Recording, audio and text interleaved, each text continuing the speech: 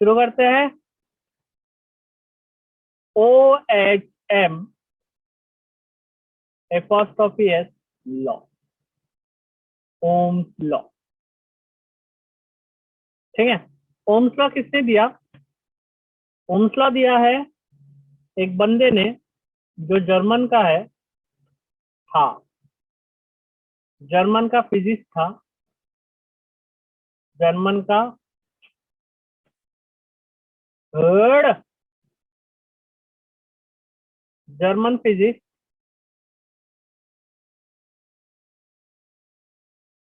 F I S I S I C I S T, German physicist था जिसका नाम था जॉर्ज ओम।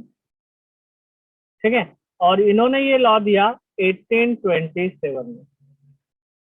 कब दिया? 1827 में। इन्होंने क्या बताया? ठीक है, ध्यान देना। इन्होंने बताया, इन्होंने दिया relationship between, this gives the relationship between, Ohm's law gives the relationship between current and potential difference। Current और पोटेंशियल डिफरेंस के बीच में ये रिलेशन देते हैं। करंट और पोटेंशियल डिफरेंस के बीच में रिलेशन देते हैं। ठीक है, अब कैमरा वैमरा ऑन है क्या? आदर्श का बंद है, अर्पणा का बंद है, यश का बंद है। ओके, मैं देखने के बाद चालू मत करो भैया, उससे अच्छा करो ही मत। मैं सीधा एक ही चीज जानता हूँ, मैं देखने के बाद चालू करने से अच्छा करो ही मत। क्या करोगे भाई? नो। सर कल के क्वेश्चंस डिस्कस करो ना। हाँ, कल के क्वेश्चंस जो दिए थे उसका डिस्कस करो ना। कौन है तू? तेरा नाम क्या है? सार्थक। सार्थक? क्या नाम? फिर से बोल। सार्थक। क्यों? इतने इजी तो थे, उसको भी डिस्कस करना है? वाह भाई। सर एक दो में डाउट है। अब ऐसा बोलना सर डाउट था। और ये सब चीज ना मेरे को ना एग्जाम क्लास होने के पहले मेरे को बता देना। क्यों? क्योंकि एक बार अगर शुरू कर दिया ना तो फिर वो टॉपिक खत्म होने के बाद ही रुकता। ठीक है, पहले बता देना था, डिस्कस कर लेता था। अभी याद तो कुछ नहीं हो सकता इनका। ठीक है, डेफिनेशन क्या है ओम्स लॉ का? ठीक है, एट कांस्टेंट टेम्परेचर, कल करेंगे discuss. Eight constant temperature,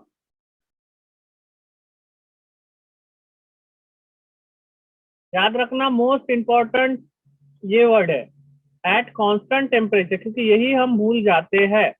eight constant temperature the current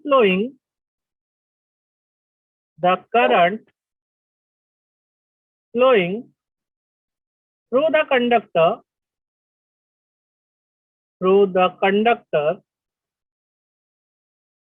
देख भाई वो उधर पेंसिल ठीक कर रहा है भाई, सार्थक दिखा रहे हैं। Through the conductor is directly,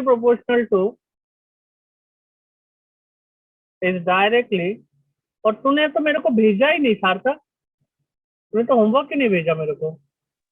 sir भेजा ना, कल तो भेजा था। भेजा गया? आया नहीं होगा फिर। Is directly proportional to the potential difference across its end, across its end. जैसे का वैसा छापना है डेफिनेशन को। ठीक है, इधर उधर भटकाना नहीं। ठीक है, मतलब कांस्टेंट टेम्परेचर में। ठीक है ना, इफ हमने पोटेंशियल डिफरेंस को, मतलब यहाँ पे क्या दिया है कि पोटेंशियल डिफरेंस करंट, हाँ, V is equal to, Rahul sir good afternoon.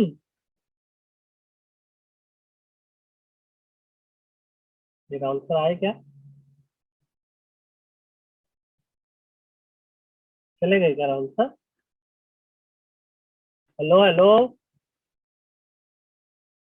Hello Rahul sir, Rahul sir, hello hello hello Rahul sir, where are is called proportionality constant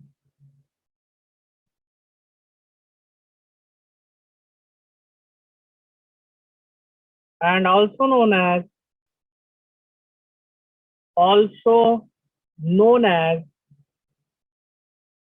resistance. ठीक है, समझ में आया? तो ओम्स लॉ क्या है? V is equals to I into R. At constant temperature, the potential difference across the ends is directly proportional to the current flowing through the conductor. ठीक है, समझ आ गया यहाँ तक? Where R is the proportionality constant. Where R is what? R is the proportionality constant. अब इसको solve करो Ohm's law के लिए. Solving Ohm's law for R, for value of R. R के लिए सॉल्व करो. क्या बनेगा बेटा? त्वरिता R के लिए R की वैल्यू क्या निकलेगी? R is equals to V by I. V by I. R equals to V by I. ठीक है, which is equals to constant. Which is equals to constant. जो कि हमारा कांस्टेंट होता है. ठीक है, समझ में आया? समझ में आया? तो देखो यहाँ तक, यहाँ से लेकर जब आप लोग यहाँ तक लिखोगे तो ही आप लोगों को 2 मार्क मिलेगा. 2 मार्क मिलेगा. ठीक है, अब एक मार्क का क्वेश्चन होता है, on which factors does the resistance or value of constant in Ohm's law depends.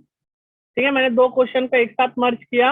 दरअसल यहाँ से यहाँ तक एक क्वेश्चन ऐसा पूछा जाता है, on which factor does the resistance depend, या फिर on which factors the value of constant of Ohm's law depend. समझ आया? समझ आया? 2 क्वेश्चन एक साथ मैंने मर्ज किया है यहाँ पे. तो इसका आंसर क्या होता है? राइट ना, इसका आंसर क्या होता है? ओम्स लॉ, राइट ना, sorry, resistance of a conductor depends on resistance of a conductor depends on. देखो मोस्ट इंपॉर्टेंट है, 2 मार्क के लिए पूछा ही जाता है.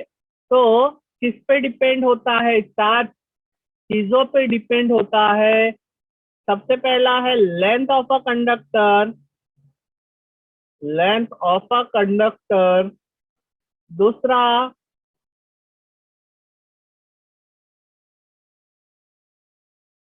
Minute,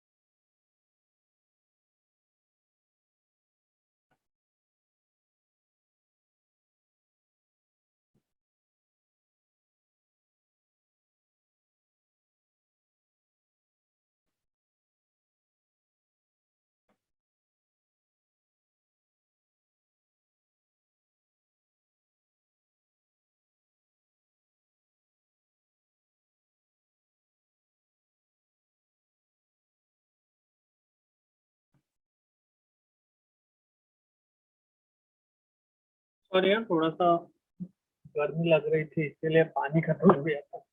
So on which factors does the resistance or the value of constant in a conductor or value of a constant in Ohm's law depends. ठीक है, Ohm's law किस पे डिपेंड करता है? तो area of cross section of a conductor, length of a conductor, nature of a conductor, nature of a conductor, and fourth one is temperature of a conductor.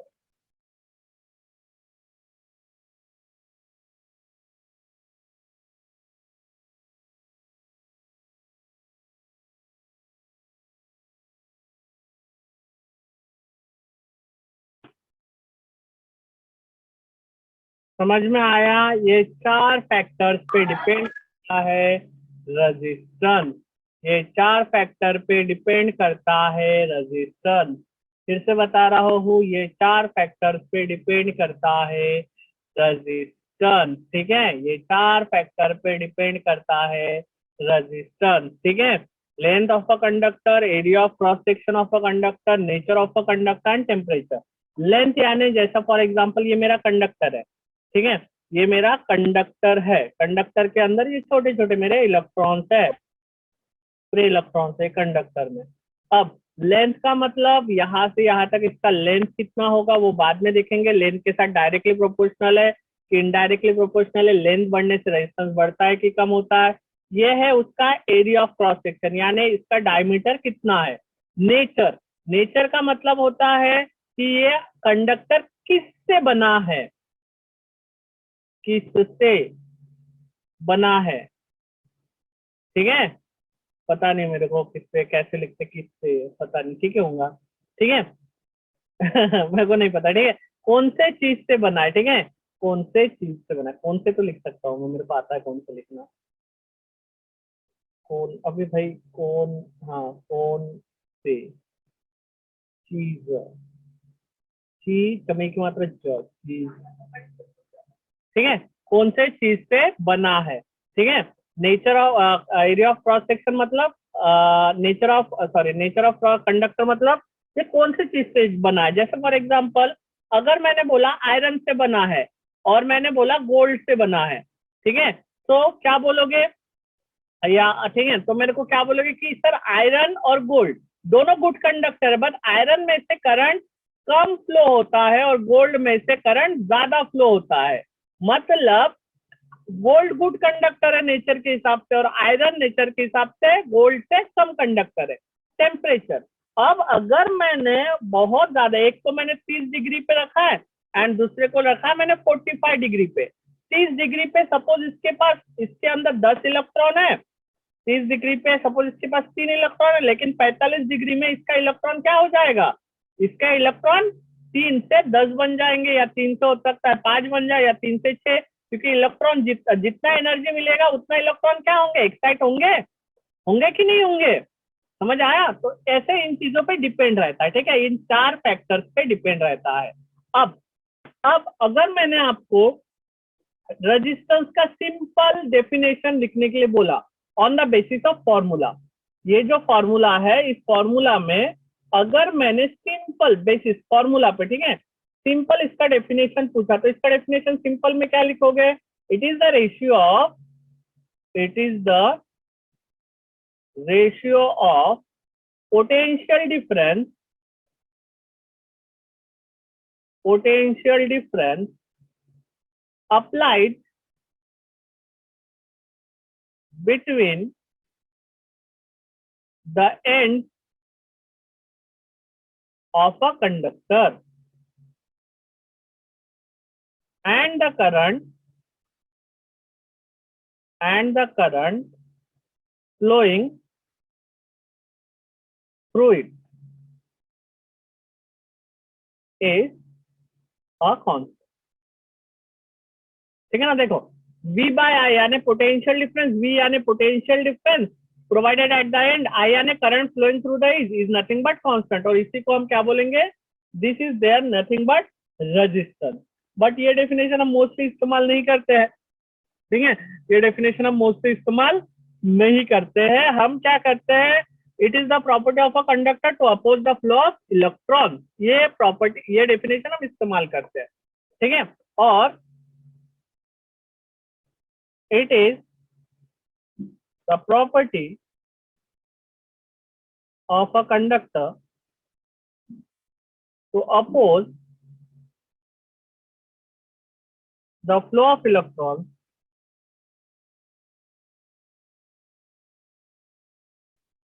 through it. उसमें से वो electrons को flow होने नहीं देता। अब देखो ध्यान दो, ओम्स लॉ क्या है? What is Ohm's law? Ohm's law क्या है? At constant temperature the potential difference of a circuit is directly proportional to the current flowing through it, यानी V is equals to R into I. V is equals to R into I, ये Ohm's law है, right ना? But क्या है? At constant temperature. सही है? यही है? ओके, चलो वेरी गुड। अब मैं इसको solving for R, solving for R, अगर आर के लिए मैंने सॉल्व करता हूं तो क्या बना मेरा equation? R is equals to V by I. सही है? अगर इसको मैं सॉल्विंग फॉर आई करता हूं, सॉल्विंग फॉर करंट यानी आई, तो क्या बनेगा आशीष? डेफिनेशन सॉरी फॉर्मूला क्या बनेगा बता? I is equals to V by R. सही है? I is equals to V by R. चलो, मतलब क्या है पहले ध्यान दो, फिर लिख लेना रोनीता, पहले ध्यान दे बेटा। मतलब क्या है कि R डायरेक्टली प्रोपोर्शनल है V के साथ और R इनवर्सली प्रोपोर्शनल है I के साथ। यहाँ पे I डायरेक्टली प्रोपोर्शनल है V के साथ और सॉरी यहाँ पे मैंने गलत लिखा,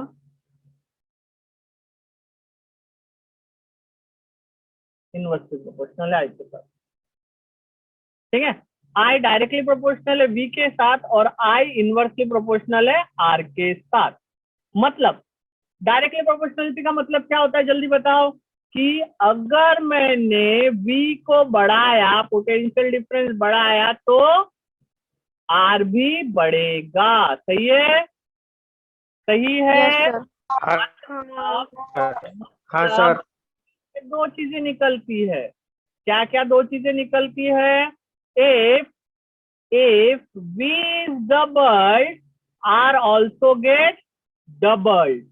If V is half, R also gets half. सही है?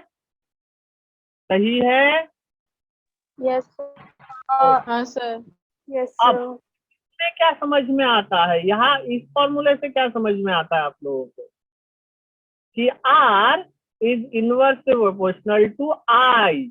अगर I को मैंने बढ़ाया तो R क्या होगा बेटा? कम होगा।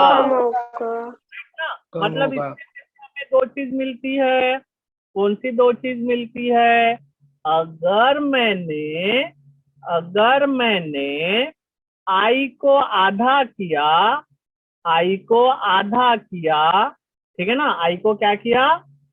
आधा किया, यानी I बाई 2 किया। पहले I था, अब I बाई 2 किया, आधा किया, तो रेजिस्टेंस क्या हो जाएगा? डबल। क्या हो जाएगा? ट्वाइस। अगर मैंने I को डबल किया, अगर मैंने I को डबल किया तो रेजिस्टेंस क्या हो जाएगा? आधा। समझ में आया? समझ में आ गया? डबल हाँ हाँ सर। sir. जाएगा, तो डबल्ड हो जाएगा, हाफ तो हाफ हो जाएगा, और यहाँ पे डबल आर को किए तो हाफ हो जाएगा। वही अगर हाफ किए आर को तो आई डबल्ड हो जाएगा। ठीक है? समझ आया? हाँ ना बोलो एक बार। Yes, sir. हाँ सर। चलो शाबाश, लिख लो फटाक से इतना।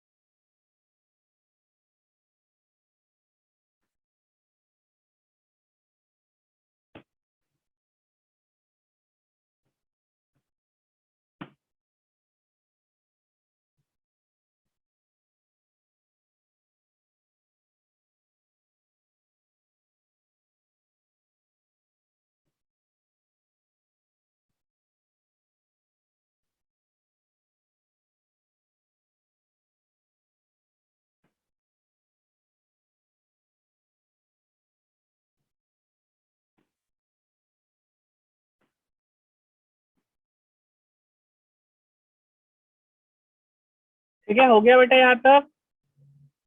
हाँ सर। हाँ सर। अब यहाँ पे क्या बोल सकता हूँ, देखो यहाँ पे अगर मैंने बोला क्या होगा, बताओ यहाँ पे क्या होगा, यहाँ पे भी सेम वही फैक्टर होगा, आप लोग लिखो, यहाँ पे भी सेम वही फैक्टर होगा, ठीक है, यहाँ पे भी वही चीज होगा, डायरेक्टली प्रोपोर्शनल है, मतलब अगर आई बढ़ा तो वी भी बढ़ेगा, मतलब दो चीजें हो सकता है, अगर इसको आधा किए, डबल किए, आई को डबल किए तो आर वी भी डबल हो जाएगा, अगर वी को आधा किए तो आई भी आधा हो जाएगा। सिमिलरली यहाँ पे भी वही किस्सा होगा, इनवर्सली प्रोपोर्शनल है, मतलब अगर आर आप लोगों ने बढ़ाया तो आई कम होगा, ठीक है, मतलब इसमें से भी दो किस्से निकलेंगे, कौन कौन से दो किस्से निकलेंगे, एक अगर आधा हुआ तो दूसरा डबल होगा, अगर ये ट्वाइस हुआ करंट तो आर क्या हो जाएगा, आधा हो जाएगा, अगर आई आधा हुआ तो करंट क्या हो जाएगा, सॉरी रेजिस्टेंस क्या हो जाएगा, डबल हो जाएगा, ठीक है, रेजिस्टेंस क्या हो जाएगा, डबल हो जाएगा। अगर मैंने एक छोटा सा क्वेश्चन पूछा कि इन ओम्स लॉ, क्वेश्चन क्या है, in Ohm's law on which factor does the strength of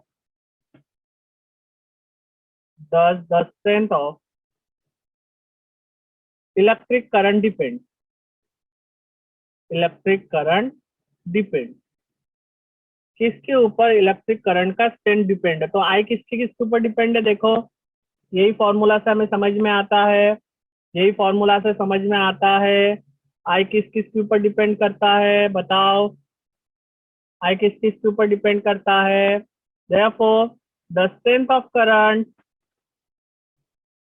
the strength of electric current depends on two factor, दो फैक्टर्स पे डिपेंड करता है। ओ क्वेश्चन मार्क क्यों दिया, सबसे पहला potential difference across the ends of a conductor, potential difference across the ends of a conductor and second resistance of a conductor.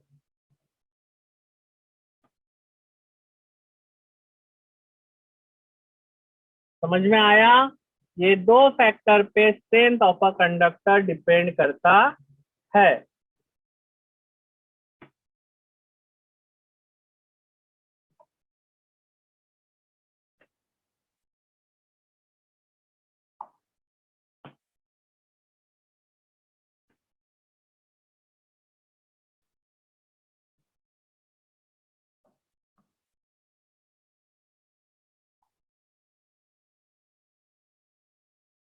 Note down कर लो।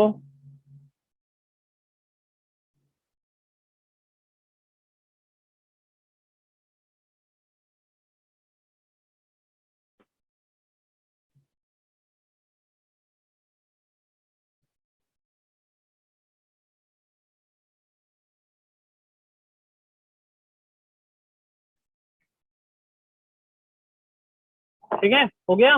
अब मैं आप लोगों को अब मैं आप लोगों को एक 15 मार्क का होमवर्क बोलो या बिना देखे लिखने का बोलो, जो भी बोलो आप लोग बोल सकते हो, होमवर्क ही बोल लो।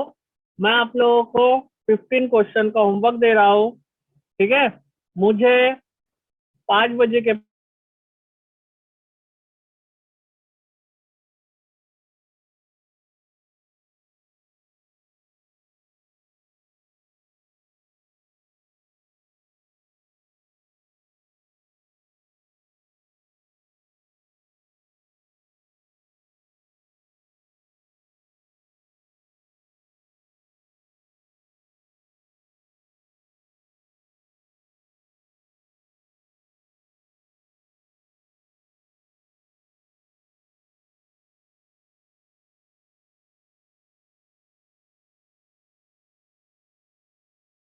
ठीक है, तो देखो बेटा मैंने आप लोगों को एक होमवर्क दे रहा हूँ 15 क्वेश्चन का।